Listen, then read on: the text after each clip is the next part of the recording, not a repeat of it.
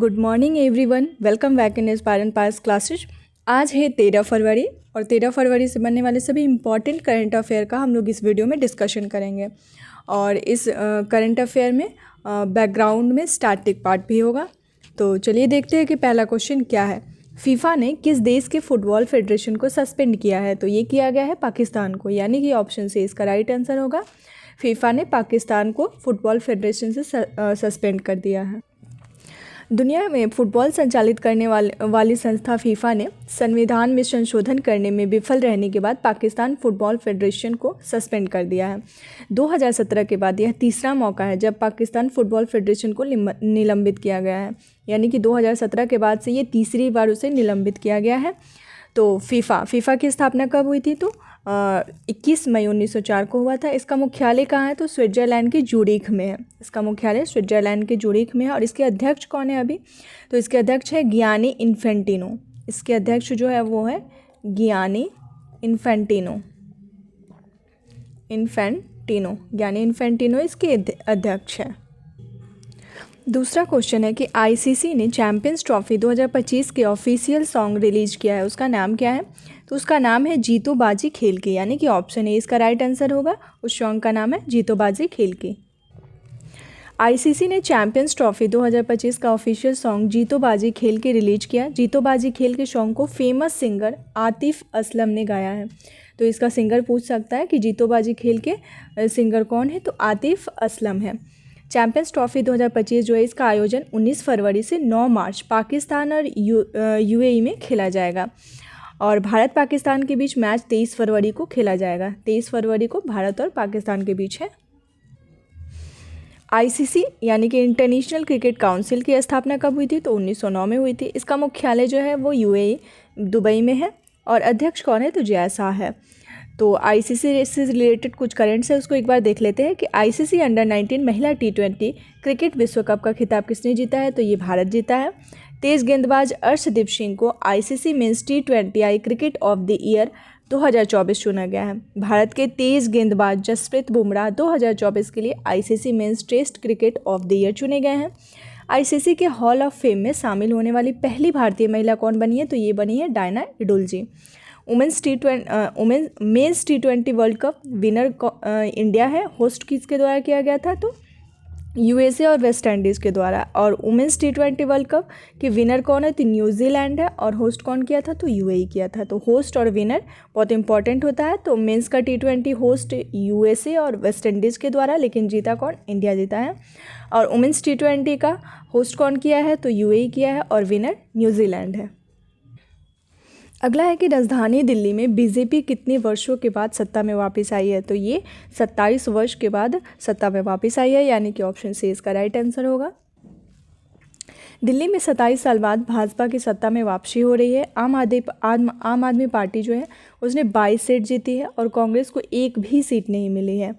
आप के राष्ट्रीय संयोजक अरविंद केजरीवाल नई दिल्ली और मनीष सिसोदिया जंगपुरा से चुनाव हार गए हैं।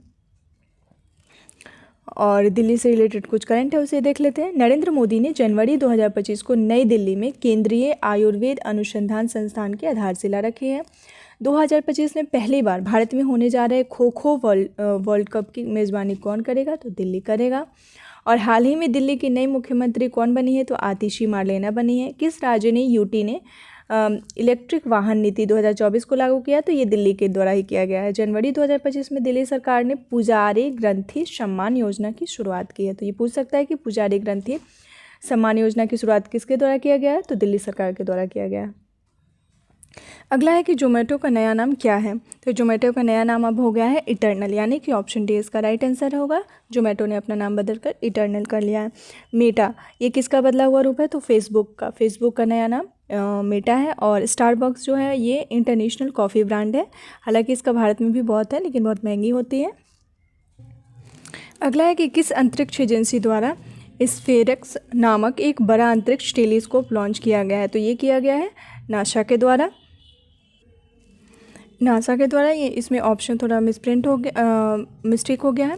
तो इसमें नासा होगा, यानी कि स्फेरिक्स नामक एक अंतरिक्ष टेलीस्कोप जो है, सबसे बड़ा टेलीस्कोप जो है, ये नासा के द्वारा लॉन्च किया जा रहा है। तो इसका उद्देश्य क्या है? इसका उद्देश्य है कि संपूर्ण आकाश को इंफ्रारेड लाइट में स्कैन करना और जो ब्रह्मांड की उत्पत्ति हुई है उसके बारे में जानकारी लेना, तो इसका मेन उद्देश्य है। तो देखते हैं कि नासा की स्थापना कब हुई थी। तो 29 जुलाई 1958 को 1958 में हुई थी। इसका मुख्यालय कहाँ है? तो वाशिंगटन डीसी में है। इसके अध्यक्ष कौन है? तो विल नेल्सन है। जेरेड इश्कामैन अगले प्रमुख होंगे इसके। और नासा से संबंधित कुछ मिशन है जिसको देख लेते हैं कि प्री फायर मिशन ये नासा का ही है। आर्टेमिस मिशन भी नासा का ही है। यूरोपा क्लिपर मिशन ये भी नासा का ही है। और इसरो के साथ निशार पहल जो है ये भी नासा का है। तो ये 4 पहल जो है ये नासा से संबंधित है। किस राज्य में उत्तर भारत की पहली हरित हाइड्रोजन संयंत्र की आधारशिला रखी गई है? तो ये रखा गया है हिमाचल प्रदेश में, यानी कि ऑप्शन ए इसका राइट आंसर होगा। हिमाचल प्रदेश में पहली हरित हाइड्रोजन संयंत्र की आधारशिला रखी गई है। हिमाचल प्रदेश के मुख्यमंत्री सुखविंदर सिंह सुक्खू ने हिमाचल के सोलन जिले के दभोटा में उत्तर भारत के पहले 1 मेगावाट के हरित हाइड्रोजन संयंत्र की आधारशिला रखी है। इस परियोजना को Himachal Pradesh power corporation limited HPPCL द्वारा ऑयल इंडिया लिमिटेड के सहयोग से विकसित किया जाएगा। इसकी राजधानी में इसकी स्थापना कितने करोड़ रुपए की लागत से की गई है? तो 9.04 करोड़ रुपए की लागत से की जाएगी। हिमाचल प्रदेश की राजधानी शिमला ये जो है ग्रीष्मकालीन है और धर्मशाला जो है ये शीतकालीन है। मुख्यमंत्री सुखविंदर सिंह सुक्खू है और राज्यपाल शिव प्रताप शुक्ला है। कुछ करंट है उसे देख लेते हैं। हिमाचल सरकार ने मुख्यमंत्री सुख शिक्षा योजना की मंजूरी दी है। महिलाओं के लिए विशेष स्वास्थ्य कार्ड योजना की शुरुआत हिमाचल प्रदेश ने की है। और हिमाचल प्रदेश में महिलाओं के लिए विवाह की न्यूनतम आयु 18 से बढ़ाकर 21 कर दी गई है। हिमाचल प्रदेश में शिमला के जुंगा में 16 अक्टूबर को फ्लाइंग फेस्टिवल शुरू हुआ है। फरवरी 2025 में किस राज्य में बिम्स्टेक युवा शिखर सम्मेलन 2025 का आयोजन किया गया है? तो ये किया गया है गुजरात में, यानी कि ऑप्शन ए इसका राइट आंसर होगा।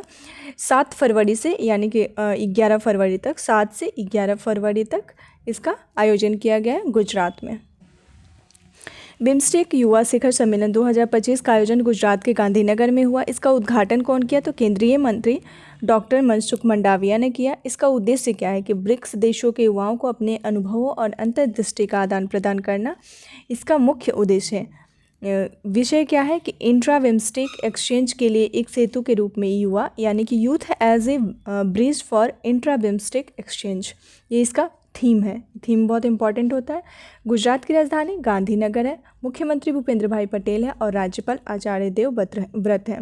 और नेशनल पार्क है कुछ जैसे गिर राष्ट्रीय उद्यान, बिलावदार राष्ट्रीय उद्यान, वंशधा राष्ट्रीय उद्यान, मैरिन राष्ट्रीय उद्यान, ये सब गुजरात में है। वहाँ का लोक नृत्य गरबा है। पिछले दिनों गुजरात से रिलेटेड कुछ करंट है उसे देख लेते हैं कि गुजरात सरकार ने कच्छ जिले में स्थित गुनरी गांव के इनलैंड मैंग्रोव गुनरी स्थल को राज्य का पहला जैव विविधता धरोहर स्थल घोषित किया है। केंद्रीय जल शक्ति मंत्री CR पाटिल ने गुजरात के सूरत में पहले सेमीकंडक्टर असेंबली प्लांट का उद्घाटन किया है। प्रधानमंत्री नरेंद्र मोदी ने सूरत में जल संचय जन भागीदारी कार्यक्रम का शुभारंभ किया है। कहाँ से? तो गुजरात के सूरत से।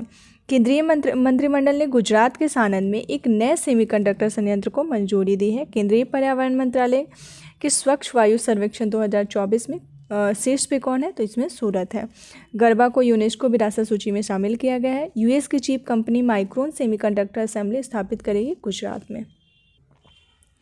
किस देश के वैज्ञानिक द्वारा IVF तकनीक का उपयोग करके पहली बार सफलतापूर्वक कंगारू भ्रूण बनाया गया? तो ये ऑस्ट्रेलिया के द्वारा बनाया गया, यानी कि ऑप्शन ए इसका राइट आंसर होगा। और यहाँ जो IVF है इसका फुल फॉर्म क्या है? तो इन्वर्टो फर्टिलाइजेशन। इन्वर्टो फर्टिलाइजेशन इसका फुल फॉर्म होता है IVF का। ऑस्ट्रेलियाई शोधकर्ताओं द्वारा ऐतिहासिक वैज्ञानिक सफलता में इन विट्रो फर्टिलाइजेशन का उपयोग करके पहले कंगारू भ्रूण को सफलतापूर्वक बनाया गया है। पहली बार इंट्रासाइटोप्लाज्मिक स्पर्म इंजेक्शन का उपयोग करके कंगारू भ्रूण का उत्पादन किया गया है, जो मानव प्रजनन उपचार में व्यापक रूप से उपयोग की जाने वाली तकनीक है। इस तकनीक का उपयोग कहाँ पे होता है? तो मानव प्रजनन उपचार में भी होता है। ऑस्ट्रेलिया की राजधानी कहाँ है? तो कैनबरा है। वहाँ की मुद्रा क्या है? तो ऑस्ट्रेलियाई डॉलर है। और प्रधानमंत्री एंथोनी अल्बानीज है। ऑस्ट्रेलिया से रिलेटेड कुछ करंट है जिसको एक बार देख लेते हैं। दुनिया की सबसे खतरनाक मकड़ियों में से एक बिग बॉय की खोज ऑस्ट्रेलिया के न्यू शैकल में किया गया है। इसरो और ऑस्ट्रेलिया के अंतरिक्ष एजेंसी ने हाल ही में गगनयान मिशन के लिए चालक दल और मॉड्यूल रिकवरी पर सहयोग करने के लिए एक समझौते पर हस्ताक्षर किए हैं। भारत और ऑस्ट्रेलिया के बीच संयुक्त सैन्य अभ्यास ऑस्ट्रा हिंद है। ऑस्ट्रेलिया की सरकार ने 16 वर्ष से कम उम्र के बच्चों के लिए सोशल मीडिया का उपयोग प्रतिबंधित करने का कानून बनाने की घोषणा की है। ऑस्ट्रेलिया के डेक्कन विश्वविद्यालय और बोलिंगोंग विश्वविद्यालय ने गुजरात की गिफ्ट सिटी में अपने कैंपस स्थापित करेंगे।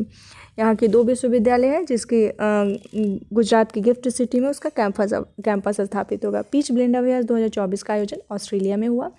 ऑस्ट्रेलिया ने विदेशी छात्रों के लिए विद्यार्थी वीज़ा शुल्क $710 से बढ़ाकर $1600 किया है।